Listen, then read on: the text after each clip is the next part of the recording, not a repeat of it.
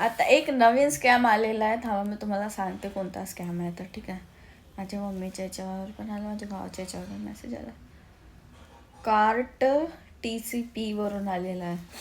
ठीक आहे, त्याच्यात म्हटलं आहे की तुम्हाला 5,000 रुपये आलेले आहे, तुम्ही या लिंकला कनेक्ट करा, या लिंकवर म्हणजे टॅप करा, तुम्हाला तुमच्या अकाउंटमध्ये पैसे येते. दाखवू का?